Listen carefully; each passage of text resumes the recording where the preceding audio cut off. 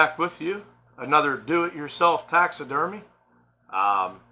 So this one here is going to be a spring gobbler that I had harvested. Good buddy of mine. He called me and said that he had a bird working into a field.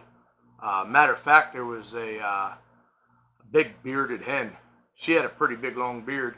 Now, the deal was, is we went down there, I would not shoot the bearded hen. And of course, she was the first one that kind of came in. There's a whole bunch of birds there, but she actually come within like 2 foot of our ground blind. But this guy here, he came and gave me a shot. It was kind of a skeptical shot. I ended up having to reach my gun out the window across in front of my buddy. I wasn't too sure about taking that. I was afraid I'd end up rupturing his ears or something, probably. But I'm sure he's probably watching this video. He kind of made a crack at me having a YouTube channel. But Mike, if you're watching, this is definitely a hunt that I will cherish, you know, as long as I live. It was a great morning. I had a great time hunting with you, Mike, and I really appreciated him taking me. So what I did was, of course, I work in a wood factory, and so I actually made this beard and fan. So as you see,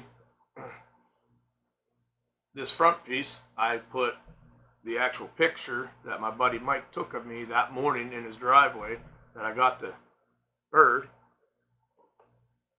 Yeah, I look a little bit better than I did, you know, back then. Not quite as heavy, not quite as gray. But yeah, so put that on there. I got the beard.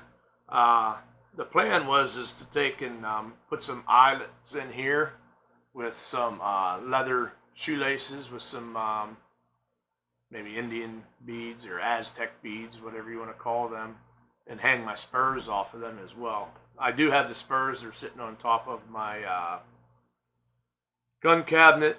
I have 3 sets of spurs up there. I don't know exactly what I'm doing with them, whether I put them on here or I got another project I'm thinking about doing with all my spurs.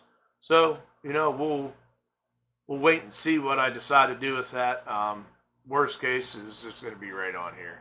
I shouldn't say worst case, but one instance they'll be hanging off of here with this, and the other idea would be to make some kind of a necklace or some kind of a series of spurs that I get from each one of my my birds. All right, guys. Again, if you like this do-it-yourself taxidermy work, you know, please give me a like, comment, and as always, if you like, please share this video. All right, guys. Thanks for watching.